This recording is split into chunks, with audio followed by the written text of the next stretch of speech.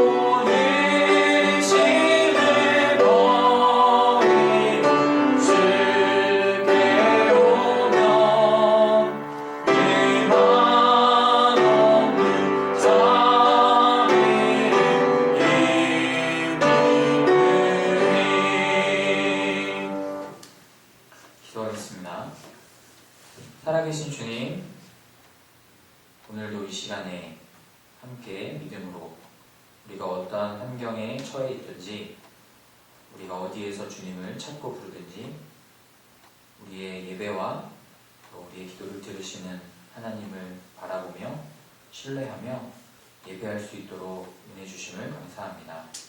주님, 비록 세상은 혼돈이 가득하고 또 저희들이 이제껏 감당해왔던 일들을 똑같이 감당할 수 없는 그런 상황이 됐다 할지라도 이 세상은 다 지나갈 것이고 우리가 세상에서 안정되게 여겼던 것들은 영원한 것이 아니기에 우리가 그것에 흔들리지 않고 휩쓸리지 않고 오늘도 주님께서 허락하신 예배의 자리로 함께 모여 주의 말씀을 듣기 원하고 또한 하나님 앞에 우리의 믿음을 고백드리며 또한 주의 말씀에 귀를 기울이기를 소망합니다.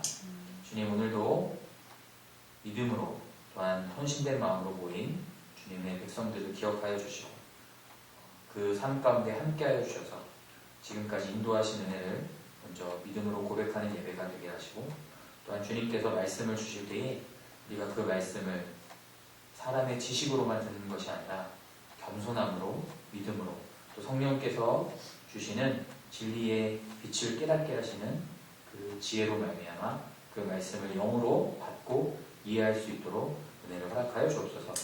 주님, 이 예배뿐만 아니라 곳곳에서 안타까운 마음으로 또 간절한 마음으로 주님을 찾는 모든 이들 기도 소리를 주님께서 들으시고 주님께서 다시금 이 모든 일들을 바꾸시고 또 저희들 교회와 성도를 회복하실 때까지 저희들이 인내하며 주님을 바라보며 기도하며 나아갈 수 있도록 은혜를 허락하여 주옵소서. 이 예배를 온전히 주님 앞에 맡깁니다. 주님 또한 이제 주일에 함께 이 예배에 동참한 우리 믿음의 가족들 위해서 또한 기도합니다. 주님께서 그 마음을 붙잡아 주시고 어지러운 세상 가운데 흔들리지 않도록 살아계신 하나님께서 붙드시고 인도하여 주옵소서. 예수님의 이름으로 기도드리옵나이다. 아멘. 성경 말씀은 마태복음 25장 5절부터 13절까지입니다. 마태복음 25장 5절부터 13절까지. 마태복음 25장 5절부터 13절까지 제가 봉독하겠습니다. 신랑이 더디용으로 다 졸며 잘세. 밤중에 소리가 나되 보라 신랑이 이로다 맞으러 나오라 하매 이에 그 처녀들이 다 일어나 등을 준비할세. 미련한 자들이 슬기 있는 자들에게 이르되 우리 등불이 꺼져가니 너희 기름을 좀 나눠달라 하거늘 슬기 있는 자들이 대답하여 이르되 우리와 너희가 쓰기에 다 부족할까 하노니 차라리 파는 자들에게 가서 너희 쓸 것을 사라 하니 그들이 사러 간 사이에 신랑이 오므로 준비하였던 자들은 함께 혼인잔치에 들어가고 문은 닫힌지라. 그 후에 남은 처녀들이 와서 이르되 주여 주여 우리에게 열어주소서. 대답하여 이르되 진실로 너희에게 이르노니 내가 너희를 알지 못하노라 하였느니라. 그런즉 깨어있으라. 너희는 그날과 그때를 알지 못하느니라. 아멘. 네, 오늘은 우리의 기다림이라는 제목으로 본문 말씀 살피며 하나님의 메시지를 함께 듣도록 하겠습니다. 나의 의지와 상관없이 어디를 가도 듣는 말이 있죠. 최근에 하루에 아마 최소한 10번, 많게는 100번은 듣고 보고 하는 단어가 있습니다. 코로나라는 단어죠.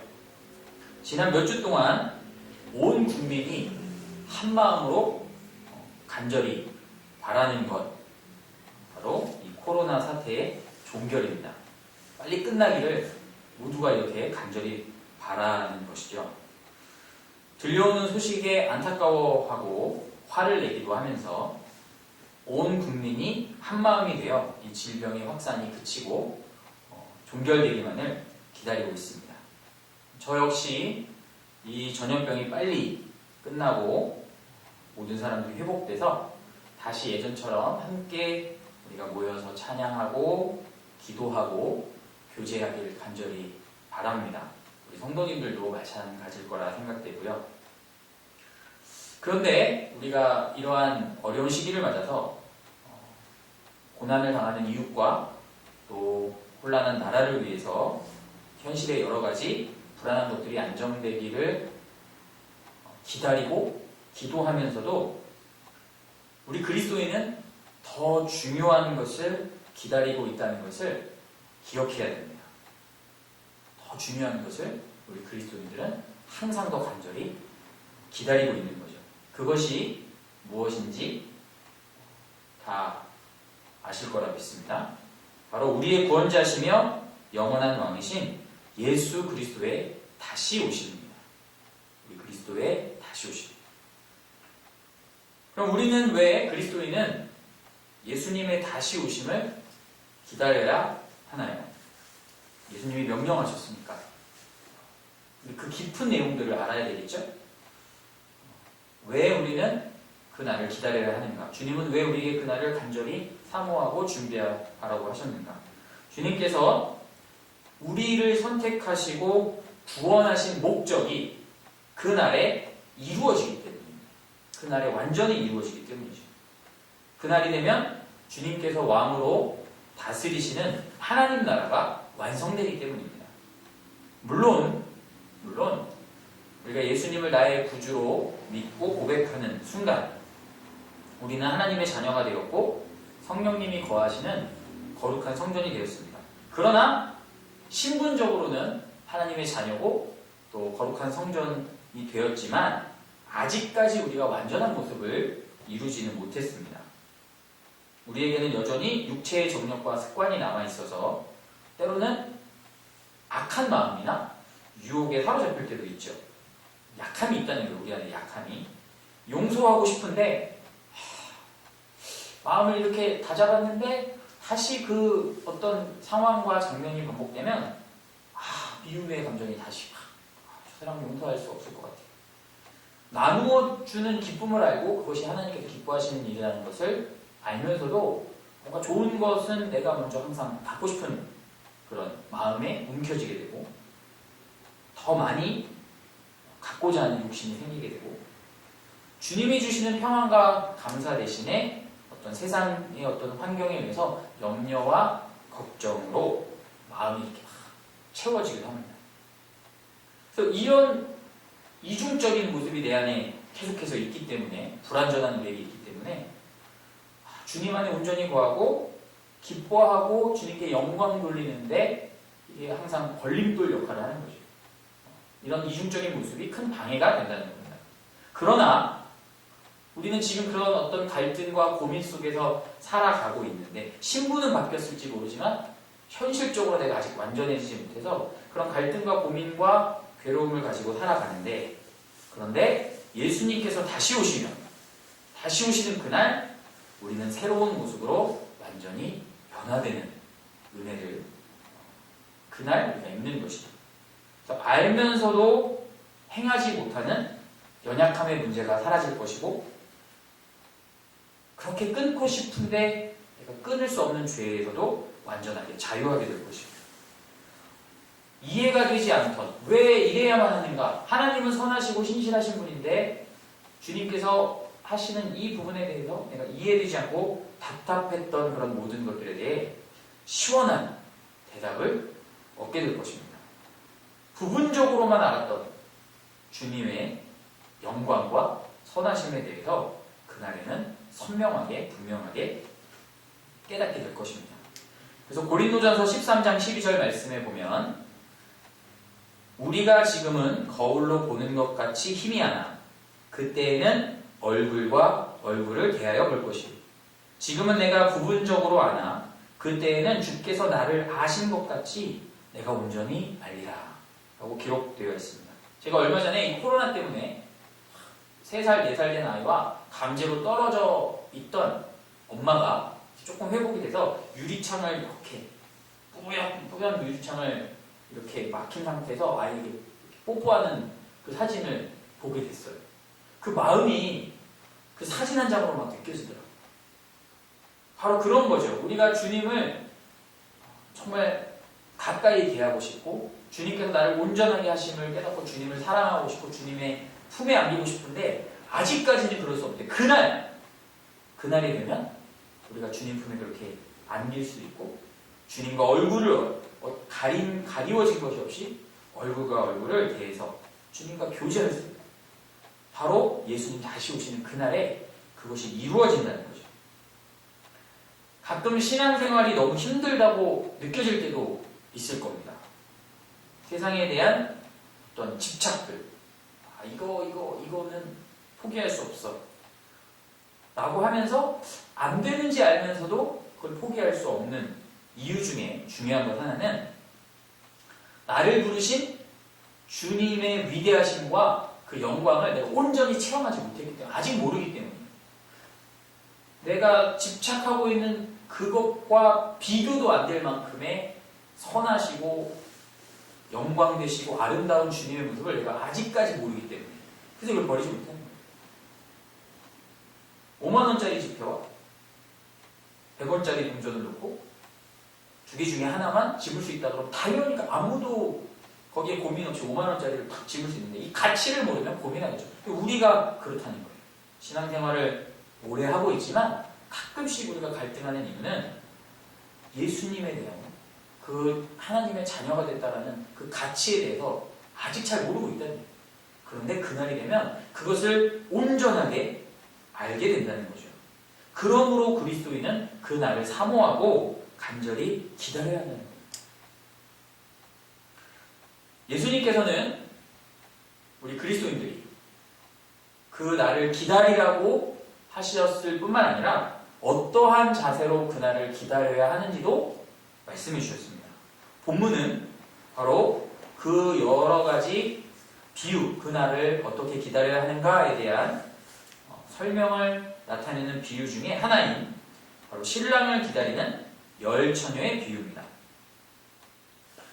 그 열 처녀는 모두 기대감에 부풀어 신랑을 기다리고 있었어요. 신랑이 도착하면 혼인잔치가 벌어지니까.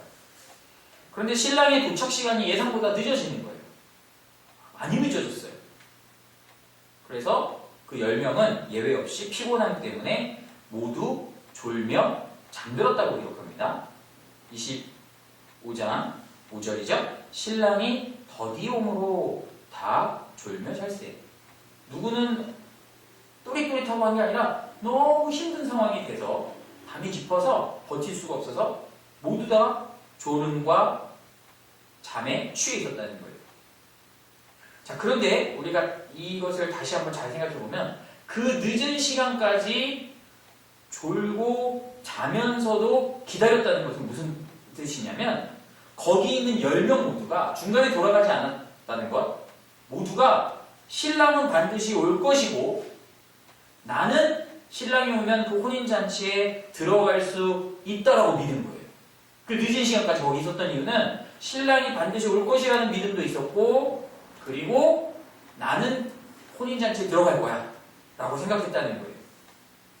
즉 어리석은 처녀와 슬기로운 처녀들이 나오는데, 어리석은 처녀들도 자격이 안 되는 사람들도 나도 충분한 자격이 있어, 신랑이 오면 나도 혼인잔치 분명히 들어갈 거야 라고 생각했다는 거예요.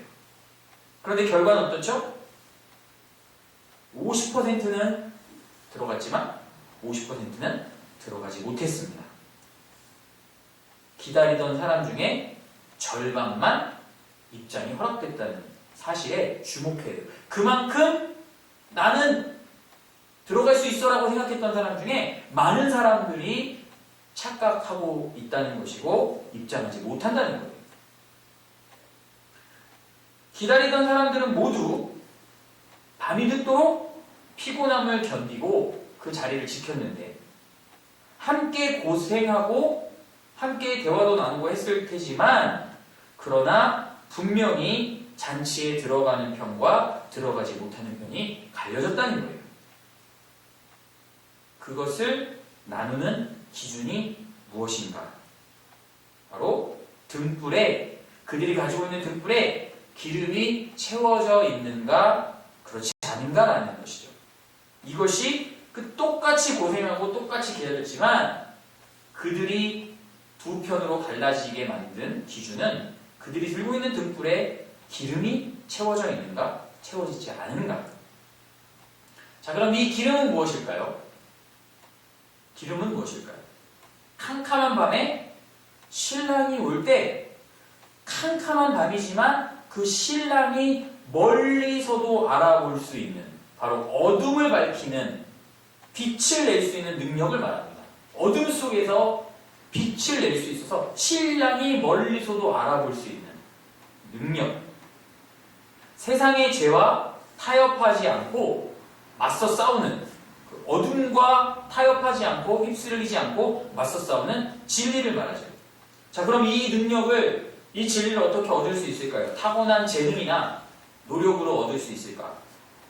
아니면 뛰어난 지식이나 남다른 열정으로 갖게 되는 열정인가? 그렇지 않죠. 이 어둠을 밝히는 능력은 오직 주님의 생명이 그 안에 있을 때에만 나타나는 능력입니다. 예수 그리스도의 생명이 그 안에 있을 때에만 이 능력이 나타나는 거예요. 때로는 마음이 흔들릴 수도 있어요. 낙심될 수도 있어요. 그러나 예수님을 믿고 따르는 자들이 주님의 도움을 사모하며 간절히 기도할 때 하나님으로부터 오는 성령께서 부어주시는 이 능력이 그들에게 나타나는 거죠. 그럼 반대로 기름이 없다는 것은 무슨 뜻일까요? 진리의 말씀을 따르지 않고 성령님께 의존하지 않으며 자신의 노력과 의, 열심을 자랑하면서 주님 것으로 채워지지 않고 여전히 내 것만 갖고 있는 사람들을 말해요. 빛을 낼 수 없는 거예요. 내 것으로는 빛을 낼 수 없는데 내 열심, 내 노력, 내가 이룬 어떤 업적으로 그걸 가지고 그 어둠 속에서 빛을 낼 수 있다고 믿는 사람들이죠. 이런 사람들을 향해 주님께서 뭐라고 말씀하시나요? 오늘 마태복음 25장 11절 보시죠. 그 후에 남은 처녀들이 와서 이르되 주여 주여 우리에게 열어주소서. 대답하여 이르되 진실로 너에게 이르노니 내가 너희를 알지 못하노라 하였느니라. 주님의 백성은 주님 것으로 채워지고 주님께서 주시는 능력과 그 마음으로 일해야 되는데 자기 것으로, 자기의 노력으로, 그러면서 다른 사람들과 함께 있으니까 나도 혼인잔치에 들어갈 수 있겠지라고 그렇게 자신만만하고 착각했지만 주님은 그들을 모른다라고 말씀하시는 거죠. 주님의 생명을 그 마음속에 품지 않았기 때문에. 유다서에 보면 이 큰 환난과 거짓 선지자들, 이단 사상을 마주하고 있는 성도들을 향해 마지막 때에 다음과 같이 준비하라고 가르치고 있습니다. 유다서에도 마지막 때에 대한 준비를 가르쳐주고 있는데 환난과 이단 사상, 많은 이단 사상을 마주하고 있는 성도들에게 유다서 1장 20절과 21절을 제가 봉독하겠습니다. 사랑하는 자들아, 너희는 너희의 지극히 거룩한 믿음 위에 자신을 세우며 성령으로 기도하며 하나님의 사랑 안에서 자신을 지키며 영생에 이르도록 우리 주 예수 그리스도의 긍휼을 기다리라. 거룩한 믿음 위에서 성령으로 기도하며 하나님의 사랑 안에 자기를 지키고 우리 주 예수 그리스도의 긍휼, 그분의 오심을 기다리라. 믿음, 사랑, 소망, 이것을 품어야 된다. 그리고 그 가운데 그것을 품기 위해 성령으로 기도하며 끊임없이 성령님을 따라 기도해야 된다. 인간의 노력이 아니라 우리 어떤 공로가 아니라 주님에 대한 믿음, 하나님의 사랑, 예수님의 긍휼하심으로 우리에게 오심, 그 소망을 품고 성령으로 기도하며 그 날을 준비해야 된다는 거예요. 그리고 기다리라라는 것은 한 번으로 끝나는 것이 아니라 주님께서 오시는 날까지 계속적으로 이것이 이루어져야 된다는 거죠.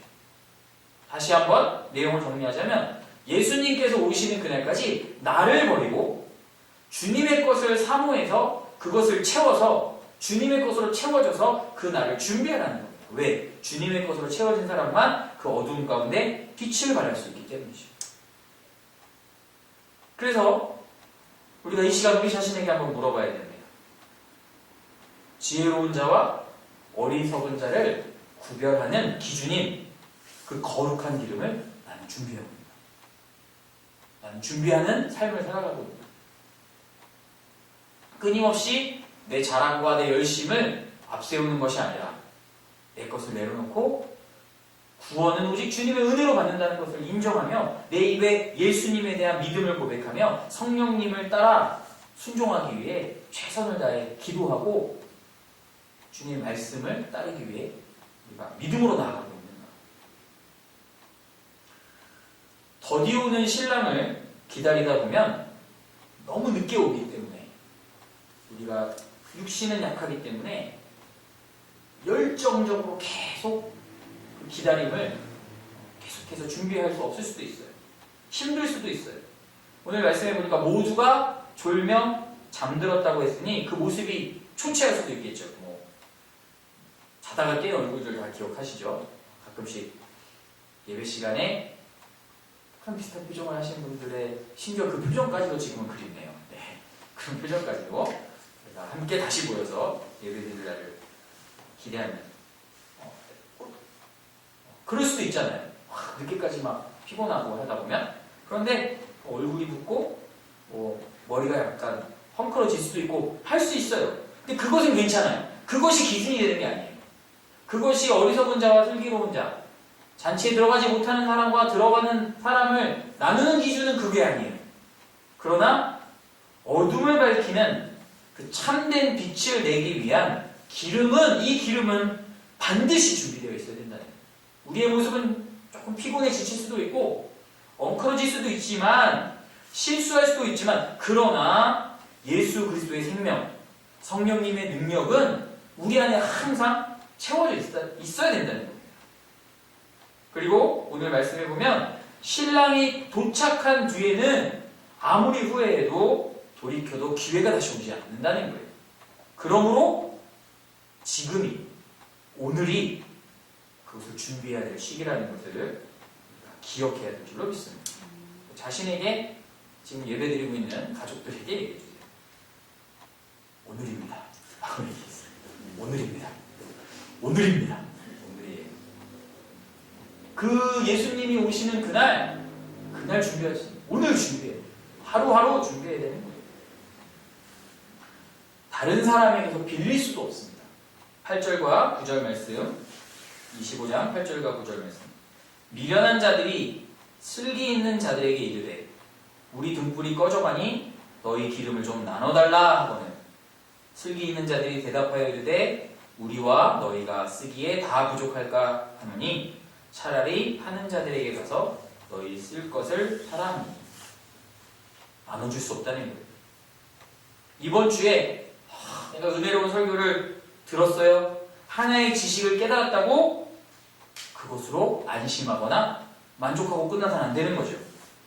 등불은 각자 스스로 계속해서 준비해야 되는 겁니다. 내가 다니는 교회에 내가 듣는 말씀 아니면 내가 어울리는 사람들 신실해. 나는 어떤 훌륭한 목사님하고 알고 있어. 나는 어떤 선교사님하고 알고 있어.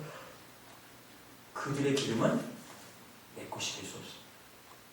내가 아는 모든 사람들이 한국에서 아니면 세계에서 내노라하는 설교자요, 목회자요, 선교사요, 아니면 어떤 대단한 그리스도인들이라 할지라도 그들의 기름이 내 기름이 될 수는 없다는 거예요.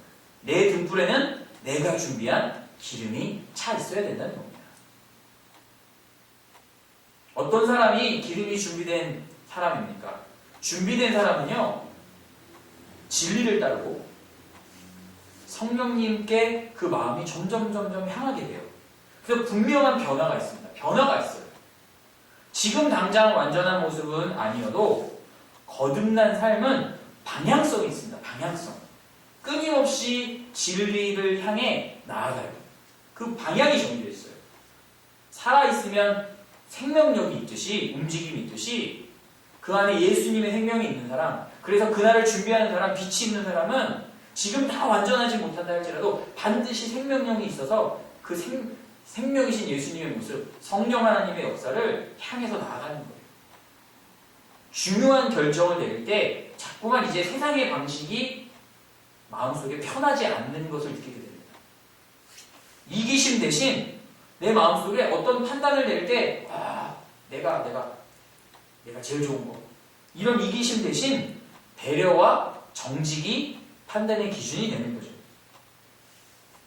그리고 성령님의 인도하심을 구하는 그 간절한 기도가 늘어나게 됩니다.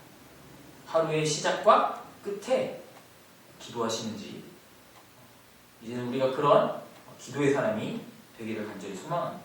그리고 나면 그런 방향성으로 인해서 그 삶의 방향이 바뀌고 기도하며 예수님을 따르고자 하는 사모함이 생기고 나면 얼마 지 않아 반드시 눈으로 보이는 열매가 맺힙니다.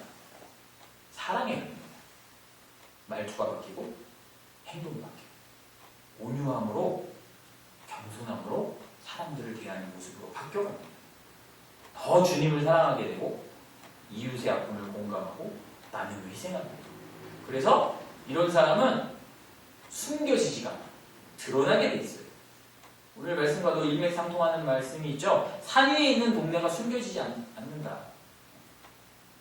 본질이 바뀌면 서로 다른 본질을 가진 그 온통 그 환경 속에 있어도 다른 본질은 탁 티가 나게 돼 있어요. 주님이 알아보실 수 있도록. 우리에게 그런 변화가, 그런 생명력이 있을 때 우리 등불에 기름이 준비된 것이라는 거죠. 예수님이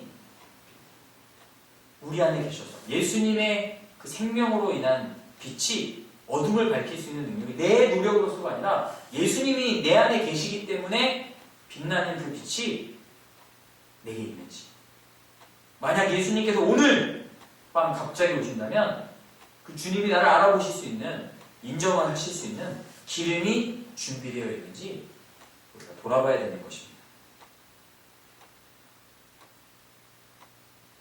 마지막으로 우리 한 가지 질문을 해보고 이 질문에 대한 답변을 찾아보고 오늘 말씀을 마치려고 합니다. 그렇다면 신랑이신 예수님은 왜 더디 오시는 걸까요? 어차피 오실 거면 우리가 준비 잘하고 있을 때 오시면 좋은데 그렇잖아요. 흐트러지지 않고 딱 준비 최고의 어떤 그런 모습으로 딱 돼 있을 때 오시면 더 좋은데 왜 주님은 더디 오시는 걸까요? 왜 늦게 오시는 걸까요? 주님이 실수로 아니면 능력이 안 돼서 더디 오시는 것은 아니잖아요. 우리가 성경에서 여러 가지 이유를 찾을 수 있는데 사랑이라는 이유도 있고 주님의 자비하심이라는 이유도 있는데 오늘 본문에서 나오는 본문에서 바로 찾아볼 수 있는 이유는 25장 31절부터 33절까지 있습니다. 마태복음 25장 31절부터 33절 주님께서 더디 오시는 이유가 있어요. 31절부터 33절까지 제가 봉독하겠습니다. 인자가 자기 영광으로 모든 천사와 함께 올 때에 자기 영광의 보좌에 앉으리니 모든 민족을 그 앞에 모으고 각각 구분하기를 목자가 양과 염소를 구분하는 것 같이 하여 양은 그 오른편에 염소는 그 왼편에 두리라. 양과 염소가 비슷해 보이고 먹는 것도 풀먹고 다니는 데도 비슷해 보이지만 이 둘은 전혀 다른 종이기 때문에 목자는 이 둘을 구분한다는 거예요.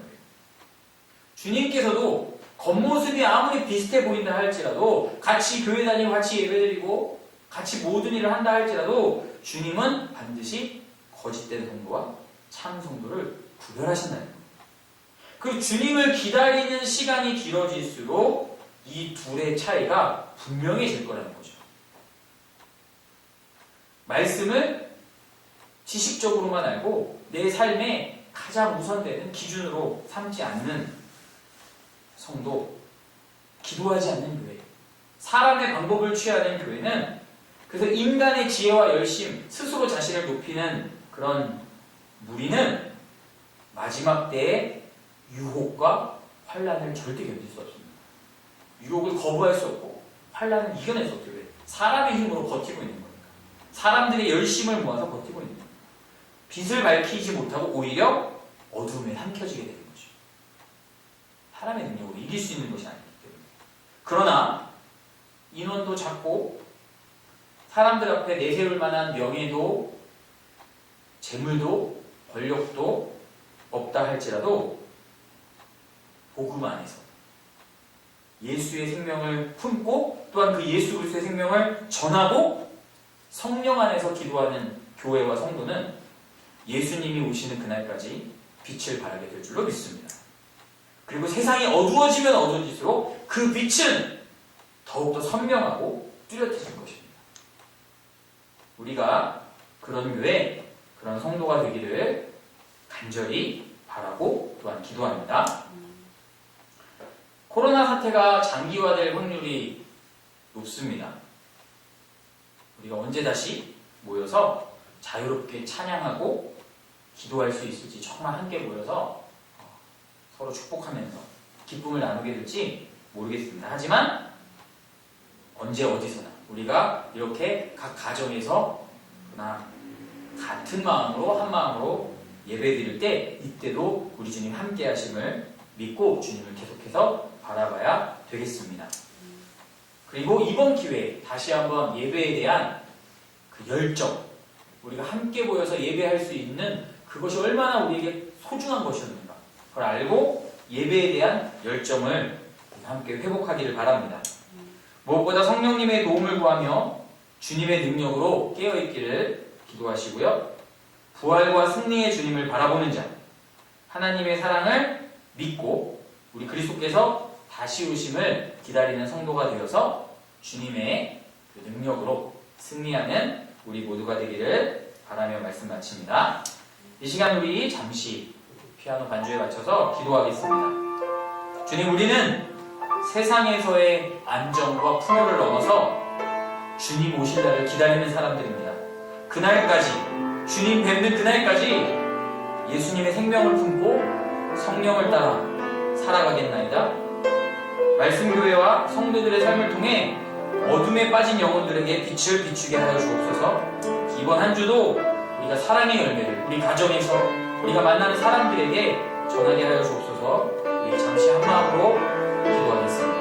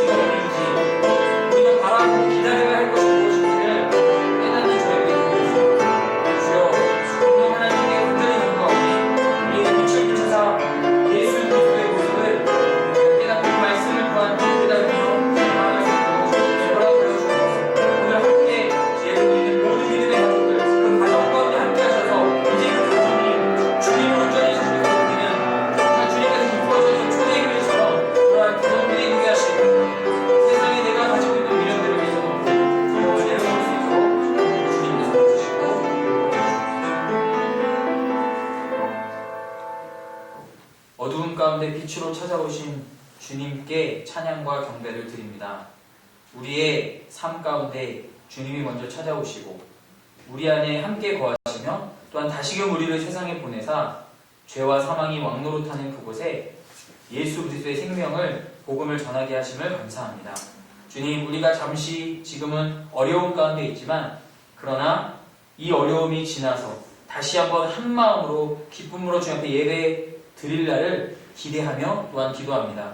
뿐만 아니라 이제 주님께서 다시 오실 때 우리가 온전케 변화되어 예수 그리스도의 제자들이 되고 또한 하나님의 자녀로서 살아가는 것이 얼마나 큰 축복이고 영광인 것을 분명히 알고 깨닫게 되는 그날을 기다리며 소망합니다. 주님, 그러나 그것을 무조건 수동적으로 기다리는 것이 아니라 오늘 말씀처럼 우리가 깨어서 기도하며 내 것을 자랑하고 내 열심과 노력을 앞세웠던 이전의 모습들을 다 버리고 그리고 정말 예수 그리스도의 생명으로 말씀으로 채워져서 우리 안에 버려야 할 옛 구습을 벗어버리고 성령님을 따라 살아갈 수 있는 귀한 믿음의 가족들이 다 될 수 있도록 은혜를 허락하여 주옵소서. 우리와 함께 하시고 또한 동행하실 성령님을 기대하며 한 주간의 삶 가운데 오직 우리의 삶이 또한 주님의 영광을 드러내도록 사용하여 주시기를 원하오며 예수님 이름으로 기도드리옵나이다. 아멘. 네, 주님 가르쳐 주신 기도로 예배 마치겠습니다. 하늘에 계신 우리 아버지여, 이름이 거룩히 여김을 받으시오며 나라의 임하옵시며 뜻이 하늘에서 이룬 것 같이 땅에서도 이루어지리다. 오늘날 우리에게 일용할 양식을 주옵시고 우리가 우리에게 죄 지은 자를 사하여 준 것 같이 우리의 죄를 사하여 주옵시고 우리를 시험에 들게 하지 마옵시고 다만 악에서 구하옵소서. 이의 나라와 권세와 영광이 아버지께 영원히 있사옵나이다. 아멘.